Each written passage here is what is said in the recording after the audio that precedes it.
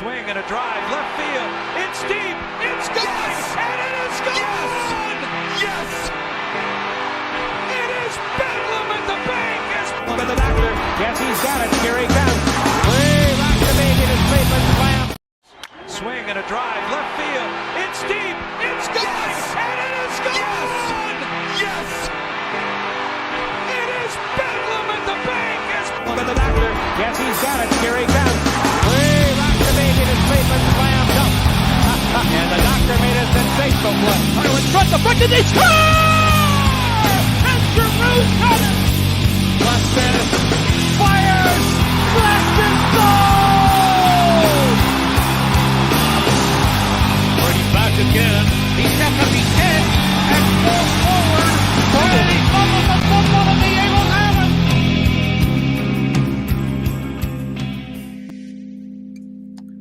We welcome you to the Philly Sports Hour here on a coolish Sunday afternoon. We went from 90s here, or high 80s in Philadelphia, to back down to the 50s. It's very weird weather, but that's what you're going to get around here. So welcome into the Philly Sports Hour. Apologies about the miscommunication with yesterday.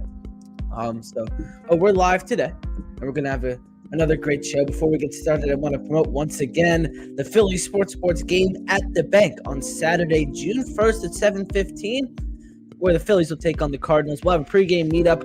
We'll have some rally towels, and the seats are up in sections 301 and 302 with the Pandemic Crew. $50 a ticket, Venmo at Jennifer G71. So make sure you jump on that before it is too late. And we have a great guest today from 97.3 ESPN, Austin Krell. Austin, how are we today? Doing good, man. How are you doing? I am doing good. It's always good to talk sports, but the sports we're going to be talking today isn't as fun because we're talking about an eliminated team. Hopefully, I hope we're going to be talking about a Game 7 preview in that with a pre-record on Friday, but we're live today talking about a team that is no longer playing. But let's look back on that Game 6 where the Sixers ended their season and just how it started. They got off to a really horrible start. They were down 22 in the first quarter. They were able to fight back with an electric second quarter, and then it just kind of all fell apart gradually, and they ended up losing 118-115 just throughout the game. Highly competitive basketball, and that's what this whole series was, Austin. Yeah, and I kind of feel like as much as everyone wants to see this team get out of the second round and, you know, and meet the level of play that they were billed as being capable of for most of the season. You know, I felt like they had been dealt an unfortunate hand of cards when Joel went down for 30 games with the knee injury, put him in the 7 seed and put them in a situation where they were playing their second round matchup in the first round. And given, you know, everything that happened, I think they played a very competitive series. And as Philadelphians, I think we pride ourselves on, you know, going out with as much pride and effort as possible. And they did that. So I don't think they have really a lot to be ashamed of. Well, we're going to get to that in a little bit later, but let's look at the bench to start, because you mentioned going out hard. Well, the Sixers outscored the Knicks bench 42-5. Most notably was Buddy Hield for 20 points. He was 6 for 9 from 3. Where in the world was that all series from Buddy Hield? Well, first, Nick didn't play him because he clearly lost confidence in his own shot. It seemed like he was second guessing every time he caught the ball, and that's kind of his one skill. So if he can't be trusted to really play knockout defense, can't be trusted to make things happen off the dribble, and he's going to second guess open threes, not a lot of room for you in a series like that. The Knicks started putting 3 men into the 2-man game with Joel and Tyrese, and that meant that there was opportunity elsewhere on the floor for shooting. So Nick played the right hand, and he said, I'm going to get one of my best shooters out there, and Buddy went ballistic in the second quarter. Credit to him for basically bringing them out of the grave and helping revive their season. Yeah, he really did. Brought some hope back, and just the whole bench in general. Nico Batum was he didn't have a great series like some of us thought he would after that play-in, but he was great in game 6. The bench really carried them throughout this game 6. Of course, you had the Joel Embiid performance, but a lot of the starters didn't play well. And let's jump right to that. Tobias Harris and Kyle Lowry both scored 0 points. You're not really going to win a game when 2 of your starters score 0 points. Most notably, everyone's looking at Tobias, and it will probably be his final game as a Sixer. No points, 0 for 2 from the field. He was minus 12 in 29 minutes. Max player, I have written down in our thing, what the hell? That's kind of been the MO, right? I mean, we can sit here and look at the last 5 years of the Sixers, and everyone felt like there was unfinished business in the Toronto series. Obviously, that team gets shredded into something that does not include Jimmy Butler, and the last 5 years have basically been wishing for him to be back here for many people. He had a good second. He had a good second year in the playoffs in Philly, but ever since then, like second round comes, maybe his first round comes in this case, and he isn't reliable. And it isn't necessarily that he didn't play up to his own standard. I think a lot of this is what Tobias Harris has been for portions of his career, is a guy who is not is kind of an empty calories player on a team that is not very good. And that was sort of, I guess, the thing that the Sixers fell for when they traded for him, thinking that this guy could be part of the future. But they ultimately were the ones that shelled out a $40 million per year AAV contract. And that money never paid dividends for them. And so this series was largely another example of that. The Sixers held Jalen Brunson to, I forget what the exact shooting numbers were, but it was something like 8 for 30 or 8 for 32 in the first 2 games of the series. And they lost those 2 games largely because there were guys that were significant rotation players, Tobias included, who did not do enough to help. And the series ended the exact same way. Give credit to Tobias for a tremendous Game 5. He was huge for them in Game 5 in New York, but 0 points on over 2 shooting speaks for itself. And if you're not going to score, you need to be much more impactful in the playmaking department, in the rebounding sphere, and he was not. Kyle Lowry, I don't blame as much for. He's in his late 30s. He should not be playing as many minutes as he was anyway. I think anyone who expected him to, be a savior for this team was probably thinking of a different version of Kyle Lowry that is no longer there. But yeah, a lot of this the last 5 years comes down to the fact that you have $40 million of salary that could have been used for team building elsewhere, wrapped up in a guy who just is who lacks versatility, I would say. Yeah, it is an issue, and we've been dealing with this for the last few years. And it's just mind-boggling how and now they're not going to be able to get anything for him as he's electing free agent, as he's going to be a free agent. I'm sure he won't come back to Philadelphia. It sounds like he could be going to Detroit. We're going to get that a little later when we preview the offseason. But the fact that now they had opportunities to trade him and just were not able to. Does anyone even want Tobias at this point? We're going to see. Detroit is obviously the top of the rumor mill. They're the ones who are thought to be most interested in him. I mean, I think part of the issue is, like, first of all, he's just not going to get the money that he had here. This was his big NBA contract. That was, you could argue, an accident at that, or a mistake at that, when all is said and done. But I think he's somebody who has lost a step athletically and physically, and rest of his game has yet to adjust or recover that.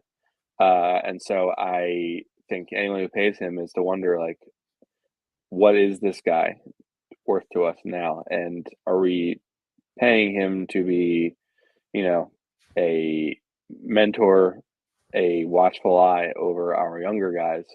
Because the skill seems to be declining. His finishing around the rim was not great this year. He was, his shooting was spotty. So I think he picked.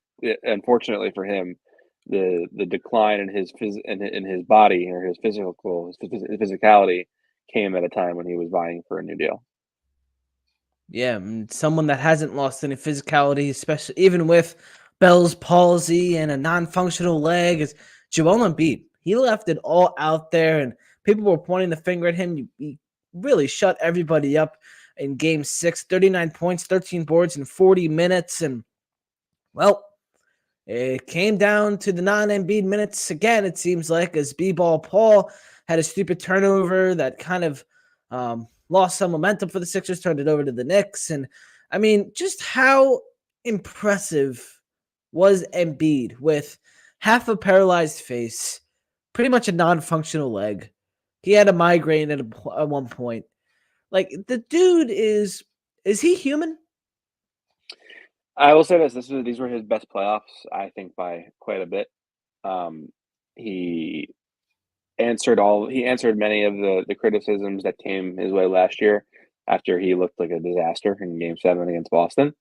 Um, and he has a 50 ball in the series to get them to avoid going down 3-0.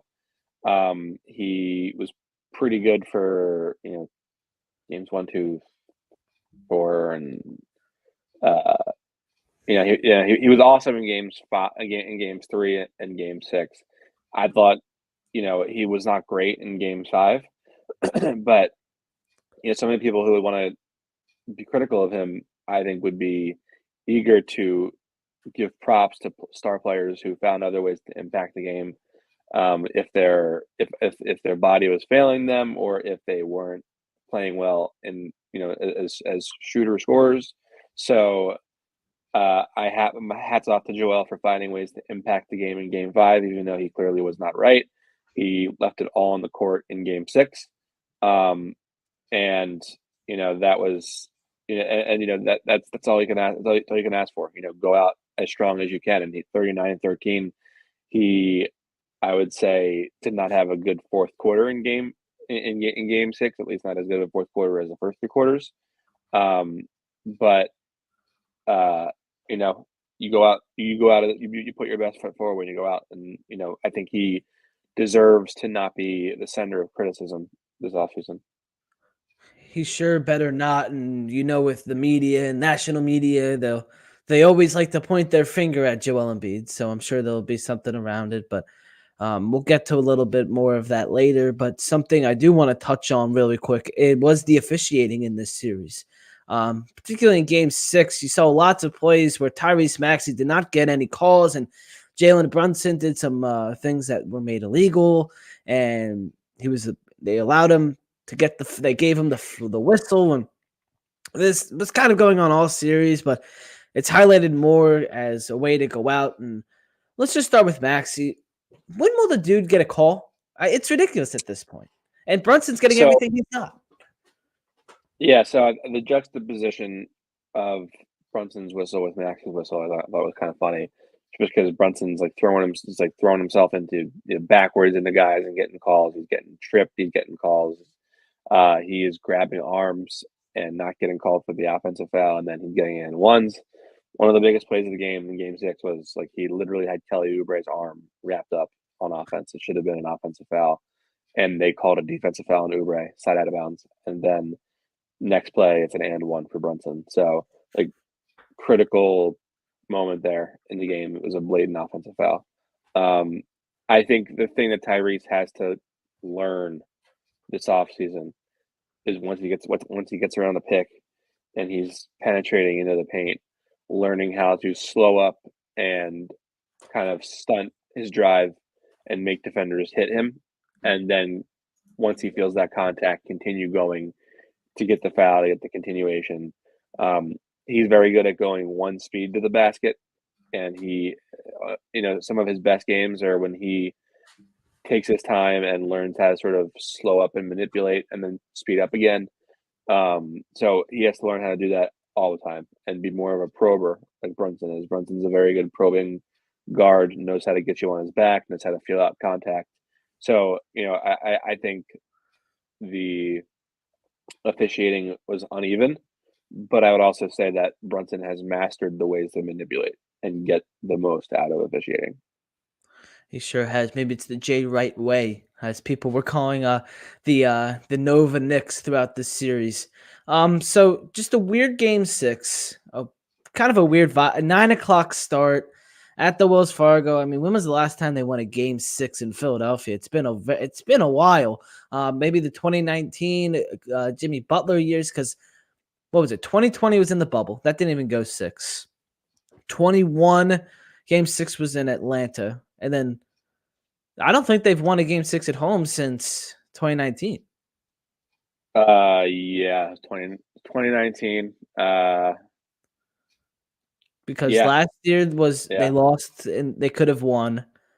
They could have Yeah, it was advanced. 2019. And then the year before that it's classic Sixers. And that's kind of how this has been going for the last 7 years. But something that's not a disappointment is a great ticketing app to get great tickets for games.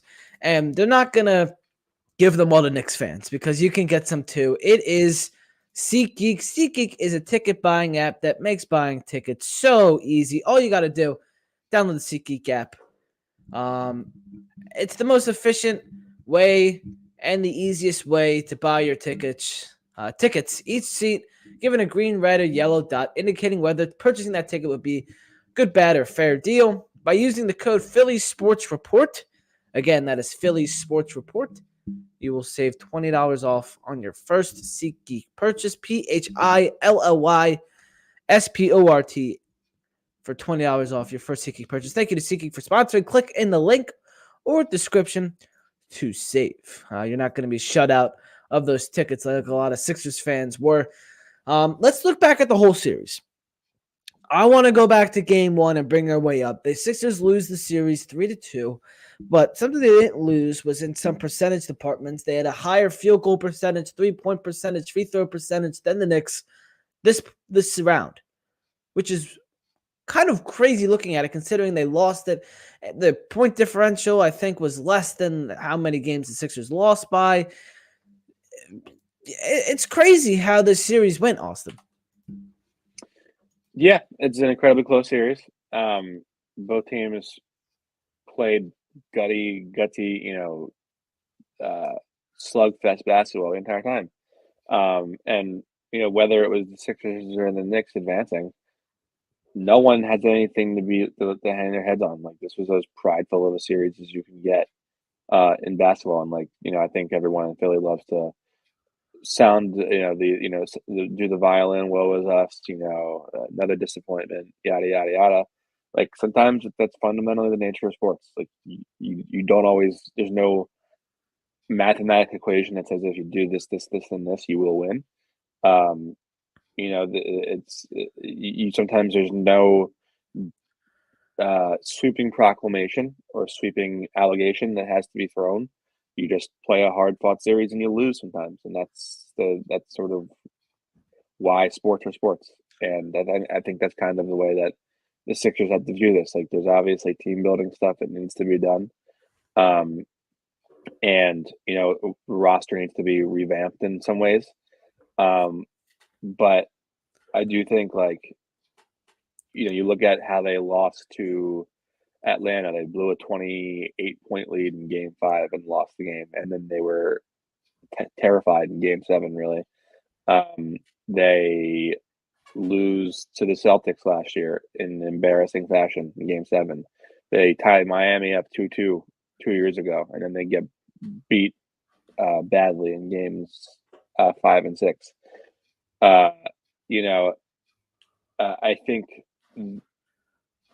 this team, with its back against the wall for 2 straight games, fought and defended with the utmost intensity and effort and focus. They found a way to win Game 5 miraculously on the road.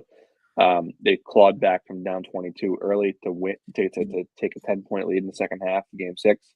And they're again, like I'll say it again, there's as disappointing as I think people can be, or disappointing people I think people can be.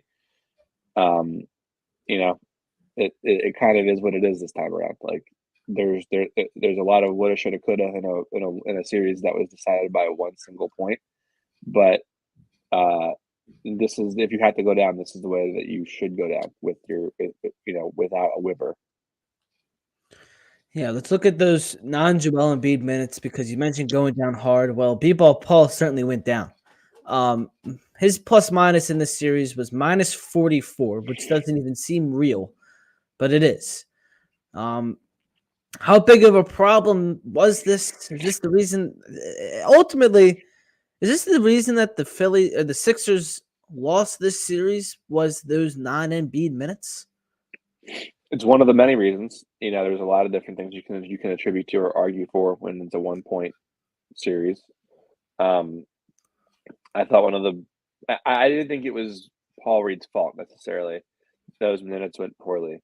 I think number one, Mitchell Robinson is a very difficult matchup for him on the other end because he's just bigger, and so Paul, and then the Knicks clogged up the Sixers' offense, so it puts sometimes the ball ends up in Paul's hands, and he's trying to figure out ways to create for to save the possession, and it goes terribly.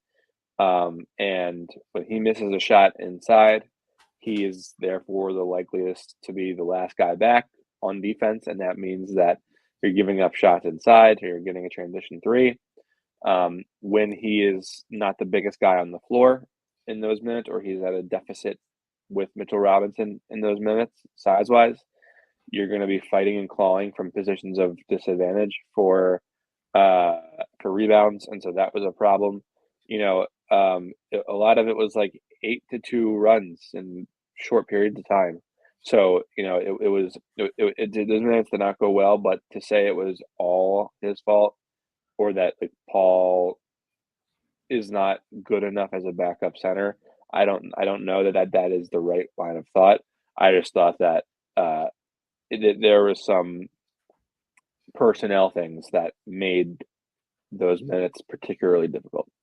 Yeah, and you got to look at the players around him. The supporting cast also a big problem in this series, and it has been for the last 7 years. And that's when you start to look at upper management. Daryl Morey, who is set to speak to the media tomorrow.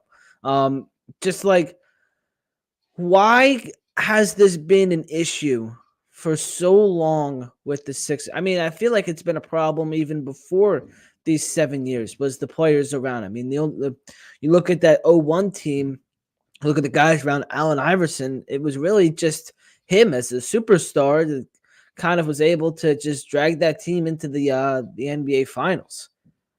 Embiid hasn't been able to do it. You look at the players around him. Why has there been nobody in this supporting cast, these role players that have been able to help him out in these last 7 years, and particularly in this series? Yeah, I mean, I think part of it is, number one, like team building, roster construction. Like there was a year where, Ben Simmons was injured and out and couldn't help, and they lost to the Celtics in 4 games. And the spacing on that team, there's not enough shooting on that team. Next year, Ben Simmons loses his mind. They've had like a lot of teammates that were high-profile teammates who failed Joel, or failed the team in general.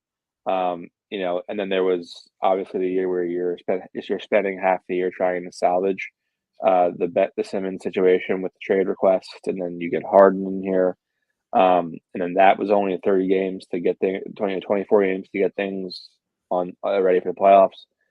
Then the next year, it's they go out without a whimper. I think a lot of this is identity, and it's, do you have the guys in place who know how to fight, and fight hard and do the dirty work, fight for the extra rebounds, fight for the loose balls, do all the little things that unlock the rest of the floor, rest of the play. And they have not had that largely because they've been under the, uh, under the force of, under the constraints of the Tobias Harris contract. And, we can say that they could have traded him, they should have traded him, yada, yada, yada. You're gonna have to give up multiple draft picks to get off of him, for somebody to do you that favor, and that is not something they wanted to do because maybe you have opportunities elsewhere with those draft picks, or they didn't have the draft equity to incentivize a team to help. And this year, they I guess in theory they could have done it because they do have draft capital, but they're waiting to use that draft capital this offseason. So, um, you know, I think the easiest way to say it is like the $40 million that goes to Tobias Harris could have been divvied up amongst two or three guys that could have fit better, that could have helped fill in the gaps that other role players like a Josh Hart does for the Knicks. Those are the roster building failures. So some of it last year particularly was on Joel's shoulders for just flaming out, but there have also been other things where it's like, what are we watching? How is this team falling apart the way that it has in this moment? Yeah, and you mentioned Tobias Harrison there. Just overall in this series was -9. His plus minus is not good. He averaged just about the same points, 9. And here we are waving Tobias Harris goodbye. Maybe to Detroit. Who knows where else he could go? I feel like it'd be funny if he could go back with James Harden in Los Angeles in that new arena. What's the deal with his status in the offseason? What is the percentage that, God forbid, he actually does return to Philadelphia? How would the city crash and burn? Because I think it'd be funny. I think it would be extremely low. I would think even low odds wouldn't even do it justice describing it. I just don't think, like, optically from the perspective of the fan base, like that's a move you want to make if you're the Sixers. He's not a good fit. Even the salary is a shade or a fraction of what it was. I just think it's like time to move on, and I think I would think they feel similarly. Yeah. So we mentioned Detroit. How would that fit? Would he be like a mentor there? Because Detroit isn't really looking like anything right now. I'm not really sure what their status is or where they're headed. Maybe they're going for their process. Are there any other opportunities for him, or is it because we've only really heard Detroit? Detroit's all we heard.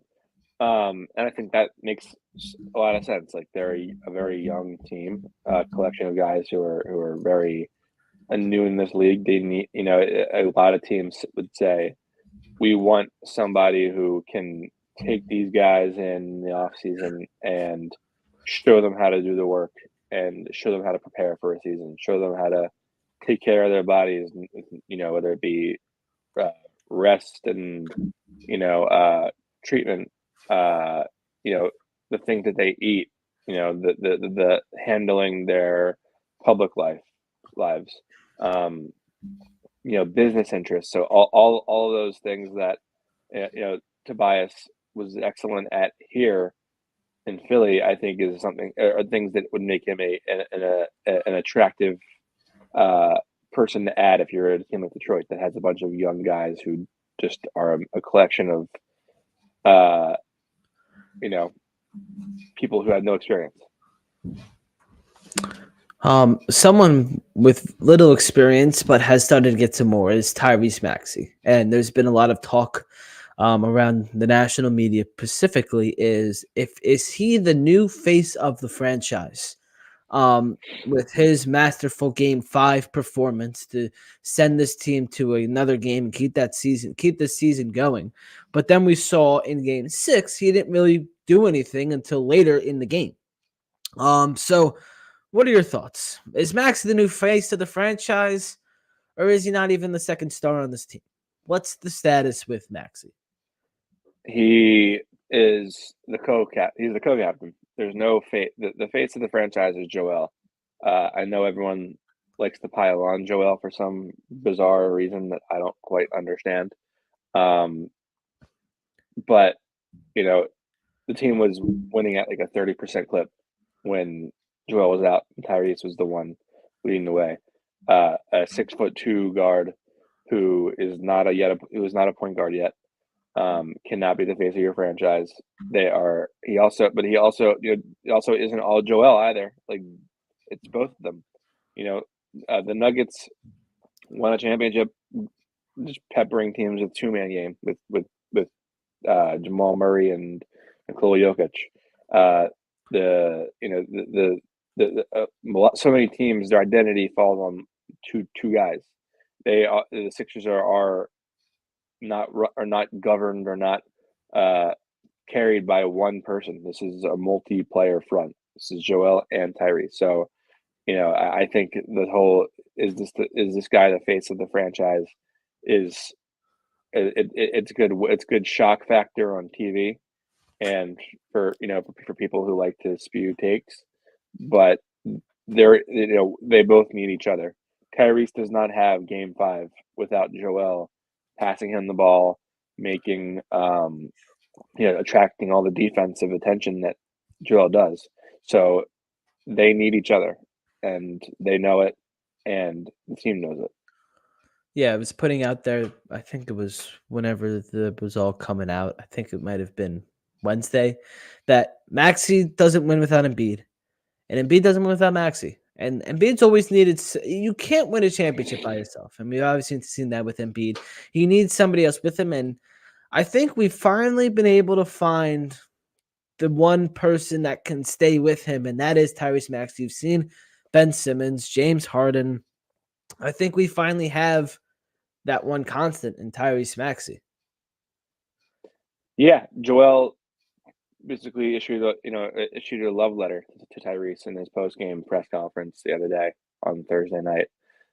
He loves Tyrese. He believes in Tyrese more than anybody. He thinks he is a superstar. And he said, like, we haven't really had a guy who has been here who has been the unquestioned co-star number 2 to me. And we had James Harden, we had Jimmy Butler, and we finally have Tyrese.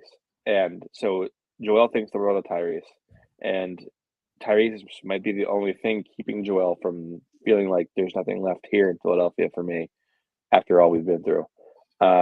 So Tyrese is certainly the if not the number one in command or the number one in command, he is Joel's running mate for sure. And Joel Embiid, Bell's palsy, a non-functional leg. How much more could he have done to get the Sixers past this first round? I mean, would he have even been able to still function? And how did he do this? Got to have the will, right? I mean, a lot of it is just the will and the desire to do it. Imposed himself physically more in Game 6. He obviously did not have much to give on offense in Game 5, and so he relied on his defensive prowess. And he, used every last bit of strength he had in that knee that was bothering him to kind of make plays on that end of the floor. But it's extremely challenging, and he just he wants to win. I think there are certainly areas where he needs to get better, and he also has to be willing to accept that maybe his style of play is not conducive to success in the playoffs. And so there is there is work, and there's acknowledgement first and work then to be done to pair or to patch up those areas of his game. But I mean, if Joel is Joel in the regular season, this is a 1 seed or a 2 seed in the conference. And there is maybe you don't believe in him leading away by himself, putting the team on his back in the playoffs, but he at least gets you through down the road of getting to the playoffs and being in the position to take advantage of easier matchups. And we could say, well, they haven't done that in the past when they've been given the 1 seed. Yeah, but Ben Simmons was his teammate. So Yeah, I've been looking back at. I think this series ultimately comes down to that. What was it, January in Golden State, where Embiid went down, and how he just shouldn't have played in that game to begin with, and how it ended. It's kind of the tail of the season, because if that doesn't happen, this team could be, as you said, 1-2 seed in the East. They're probably still playing right now. Like, just how good would this team would have been if Embiid? I hate the what ifs, but what if Embiid didn't get injured in Golden State? they were the 2 seed in the conference. They were on pace for like 60 something wins before he went down. That was the whole season. I think they went something like 10-22 the rest of the way. Or no, it was something like I forget what the record was, but it was like less. It was like a 30% win rate. The 30, they were winning a third of their games. The rest after Joel went down. So that was throughout their entire season. Yeah, it's unfortunate. And it really killed the Sixers this season. But in this playoff series, there's a collection of a lot of things. But what was the most that kind of was the dagger for the Sixers in this series? Of course, the Knicks are a great team, but the Sixers had their opportunities. What was the biggest one? If you're asking me, I think Game 2 changed the entire series. Just a colossal, unacceptable series of mistakes by the officials in the last 30 seconds of that game. They admitted to the mistakes, and that's even that kind of cements it for me that was ultimately something that like you're down 2 games to none, and you spend the entire rest of the series trying to chase the Knicks, and instead of going back to Philly tied 1-1, but that it also isn't as simple as saying like the officials lost, gave the Knicks a series. The role players were not good enough, as we've just said. They had in the first half of Game 6, it was the whole reason that they were leading was Joel, and the role play and the bench outscored the Knicks bench 30-0, and then they had 3 starters who were combined like 1 for 8. So the players beyond Joel and Tyrese simply didn't do enough in the series. Yeah, we've mentioned that multiple times. And something else I want to touch on really quick, because we're going to try and throw this series in the past and move forward, was the situation with the fans. And it came down to the Sixers owners, Josh Harris, David Blitzer, David Edelman, and Michael Rubin, Fanatic CEO, who they purchased and distributed over 2,000 tickets for Game 6 to first responders, healthcare professionals, community groups, other local-based organizations to, quote-unquote, harness the intensity and excitement for Thursday's crucial showdown with the Knicks. Is this embarrassing, or is this cool? I don't really have an opinion on it. I think it's, I think they were clearly, right. There was an element of embarrassment that the Knicks took over the entire building in Games 3 and 4. There were some revelations about the Sixers own, or the Sixers distribute this percentage of their tickets to vendors, and that's going to basically the data shows it's being funneled directly to the Knicks fans.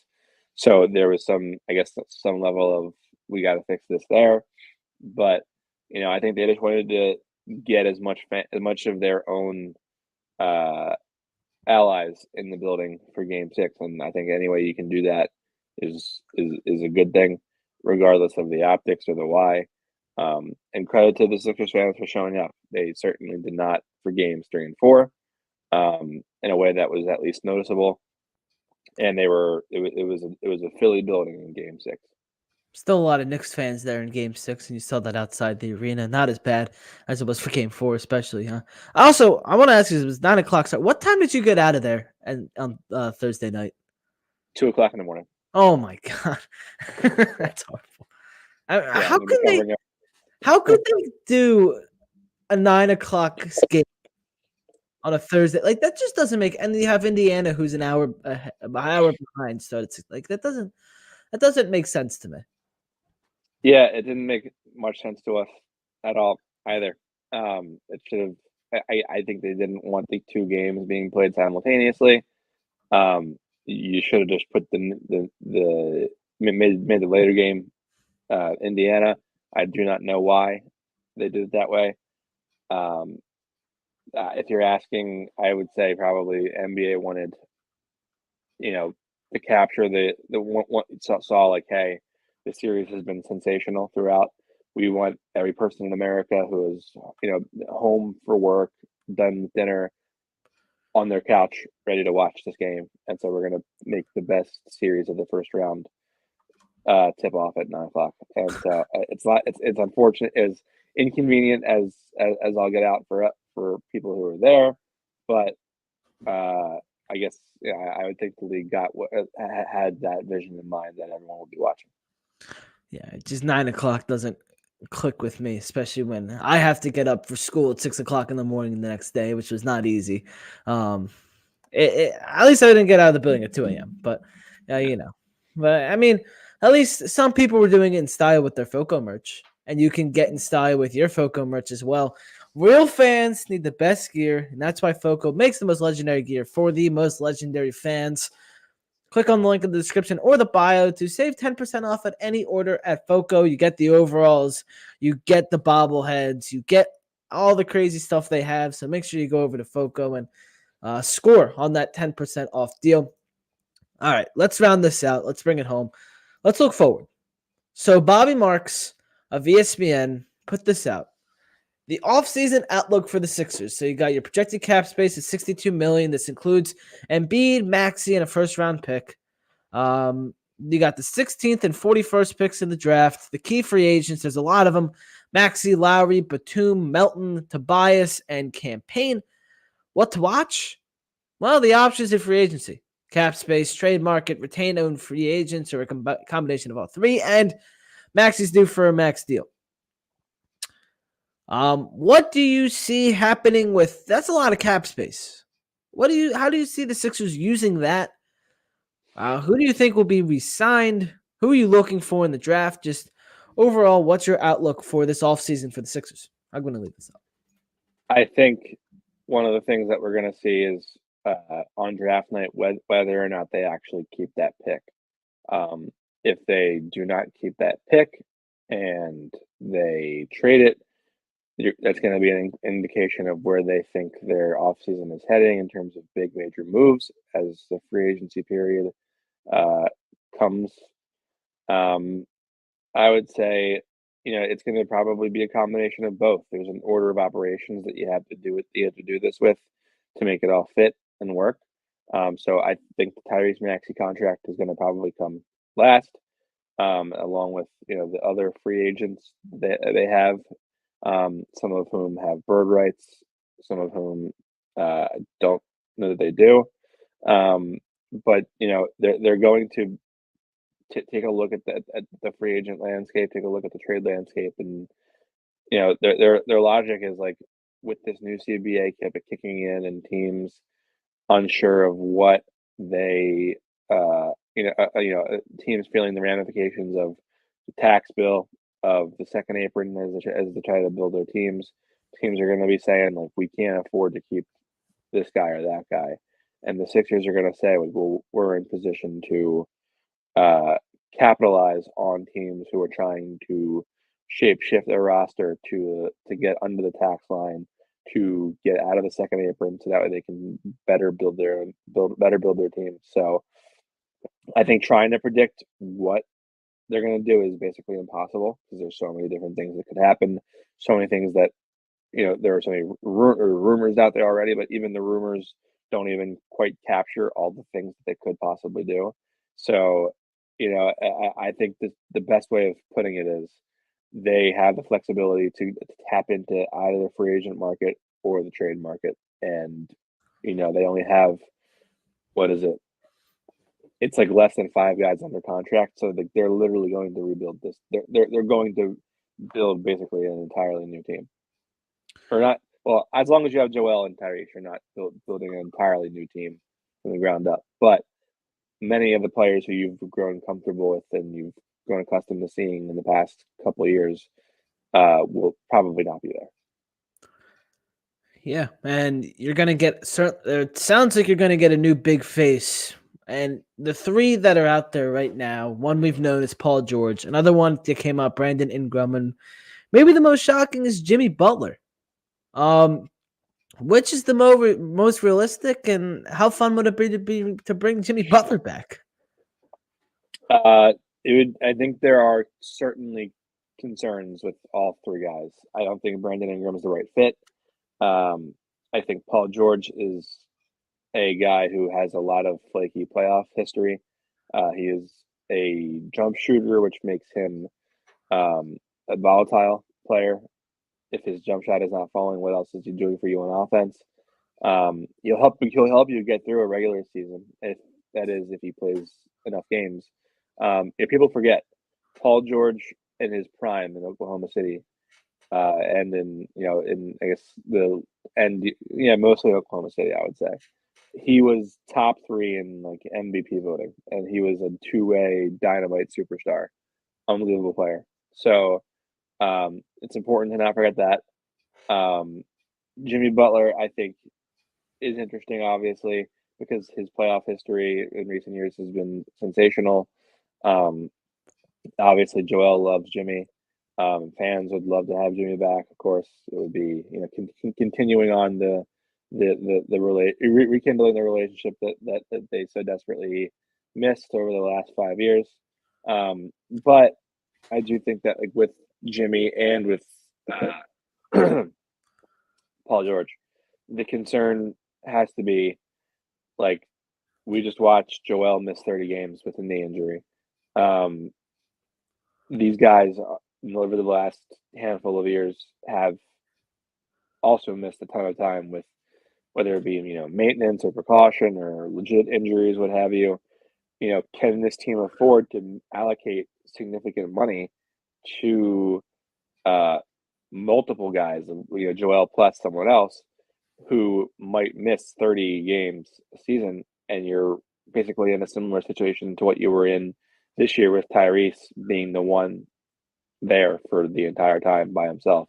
So I do think you have to really think hard about some of the worries about durability with these options, and that they are older. Having said that, like there also isn't going to be a perfect option. Then you're going to say like, a too old. This guy's this guy's that. There's not a finite number of options. It's not a perfect pool of players that are out there.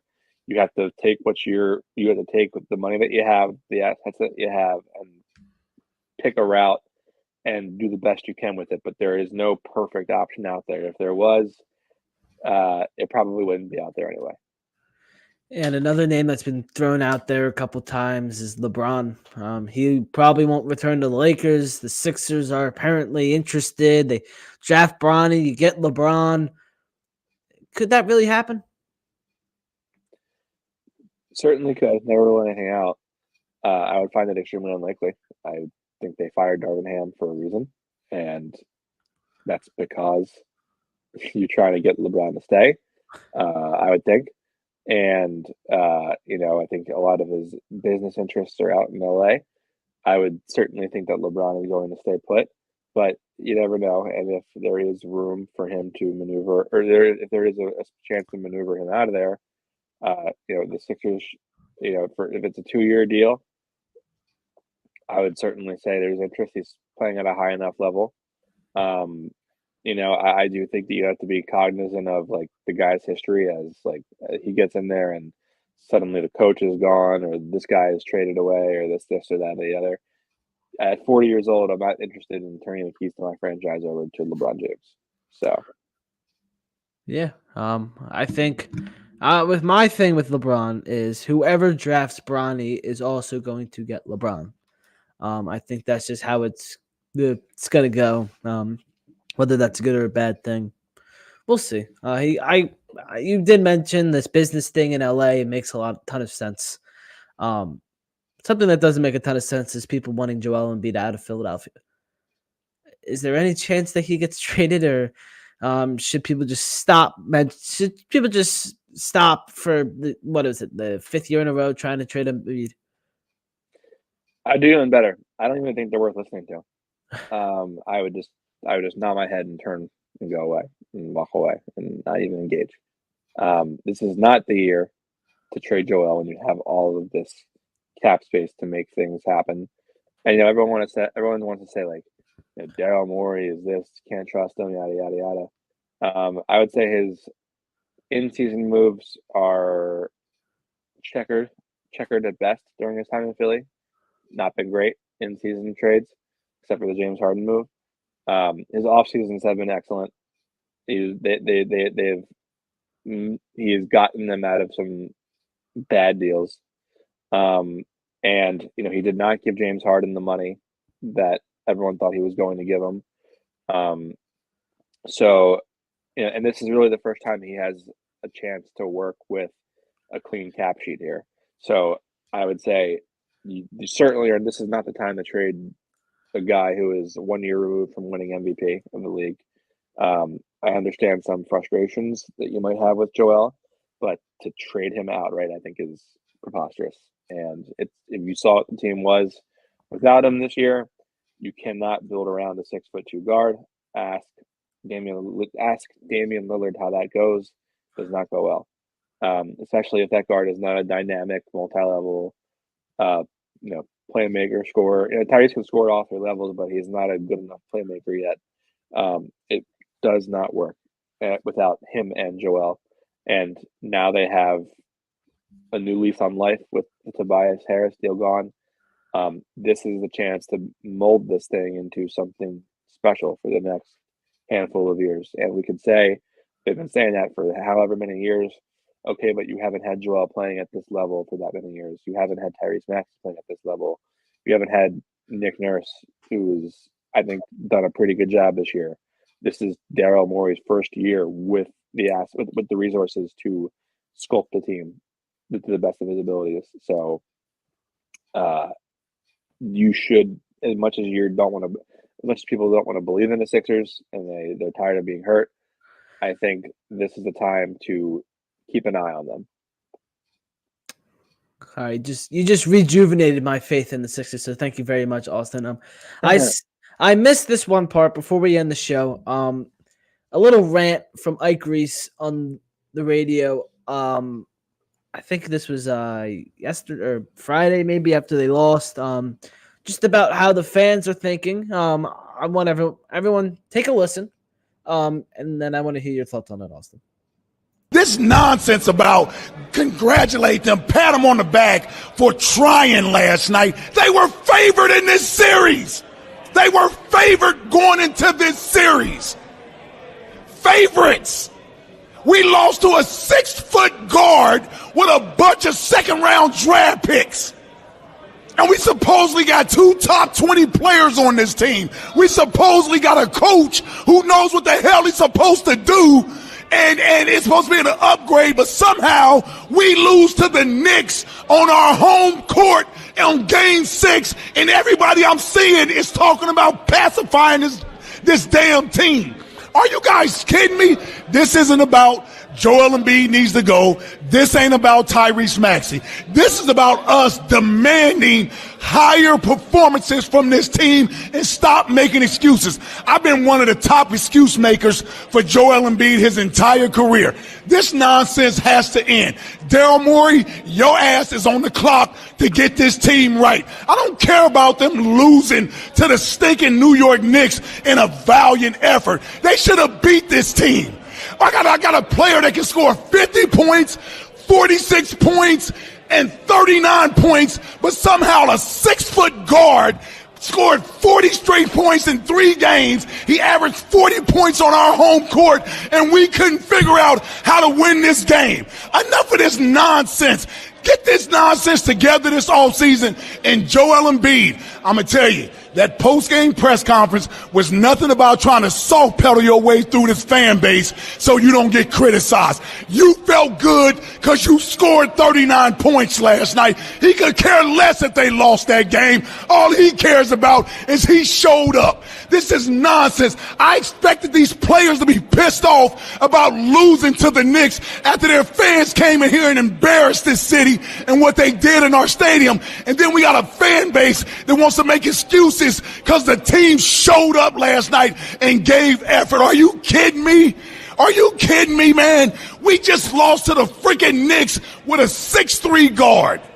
Give me a break. We got a 7'2" man who can't be guarded, and we got another guy who's a top 20 point guard or shooting guard in this league, and somehow we got a championship head coach, and somehow we couldn't figure out how to beat Tom Thibodeau in the 90s Knicks. We couldn't figure out how to beat him. You guys want to give me a bunch of pat on the back. Good job, my ass. Absolutely iconic stuff from Ike Reese. But do you agree with it? All due respect to Ike Reese, but I'm going to say that was a bunch of non-nuanced waste of time is what I would say. How many times did he say nonsense? Many times, I think. It's again. I like Ike. All due respect, but I got nothing for that. That is the business of the radio platform, I suppose. It's pretty good stuff from Mike. I don't know if I agree or not. I'm still too, I guess we'll say, numb to think about just like them playing well. We'll get to that point of maybe. But that's all I got. On the Sixers, the season is over. Well, hopefully this offseason will be fun. Austin, thank you very much for joining us today. Where can people find you? You can find me on Twitter at NBA Krell. I cover the Sixers for 97.3 ESPN.com. I am in the building all year round, writing all year round. So if you want my insights, if you want to hear more of what I think and what I have to say, you can find me on Twitter at NBA Krell. And yeah, thank you for having me. Thank you for joining us. Make sure to like and subscribe over on YouTube. Follow us on Twitter, Instagram, Facebook, TikTok, Threads. Thank you to all our sponsors for sponsoring SeatGeek and FOCO. And if you ever miss a live Philly Sports Hour, make sure to listen back on Spotify, Apple Podcasts, whatever you listen to your podcast on. It's all on there, and it's always stays up on YouTube. So, Austin, thank you again for joining us. This has been the Philly Sports Hour. We'll see you next week. Swing and a drive, left field. It's deep. It's good. Yes! And it is gone. Yes! It is bedlam at the bank. Look at the doctor. Yes, he's got it. Here he comes. Way rock the baby to sleep and slammed up. And the doctor made a sensational play. In front, the bucket, they score! And Giroux's got it! Plus